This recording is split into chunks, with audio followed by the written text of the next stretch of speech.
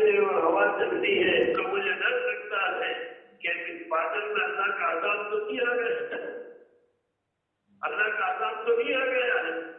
پھر حضور قرآن کی آیت پڑھتے اور فرماتے عائشہ جب قوم عاد پر اللہ کا عذاب آیا تھا تو بادل ہی آئے تھے، فلما رأوه عارضا مستقبل أوديتهم، جب قوم عاد نے بادلوں کو آتے دیکھا تو کہنے لگے هذا عارض ممطرنا، یہ آئی دیکھو بارش، اے ہود تو ہمیں کیا عذاب سے دلاتا ہے، یہ تو بارش آنے والی ہے۔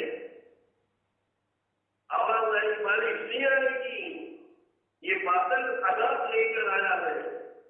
من هو مستعجلتم به ريح فيها عذاب أليم، یہ بادل عذاب لے کے آیا ہے جو تم جلدی کرتے تھے اور نبی سے کہتے تھے فَأْتِنَا بِمَا تَعِدُنَا إِن كُنتَ مِنَ الصَّادِقِينَ، تو سچا ہے تو ہمارے اوپر عذاب تھا، عذاب آیا اس کے اندر۔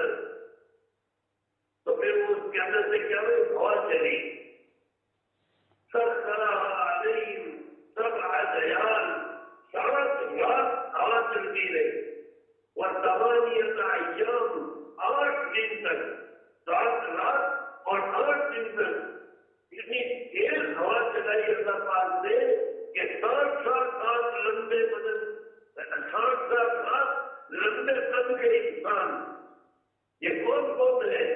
قوم عاد۔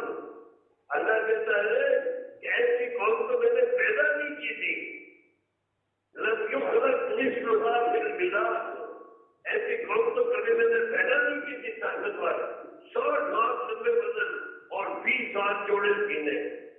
اب آپ اندازہ کرو 60 ہاتھ تک، 60 ہاتھوں کی جو ہے 30 گز بنتا، 30 گز کا بدن اور 20 ہاتھ چوڑا سینا، 10 گز چوڑا سینا، یہ پتھر کو پھکا مارے تو ڈھیر کرنے ہوتے۔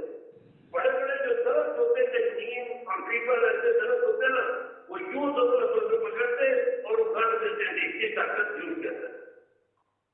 لیکن اللہ کے عذاب سے کوئی ٹکر نہیں سکتا ہے۔ اللہ نے جب عذاب بھیجا، ہوا آئی تو اتنے اللہ۔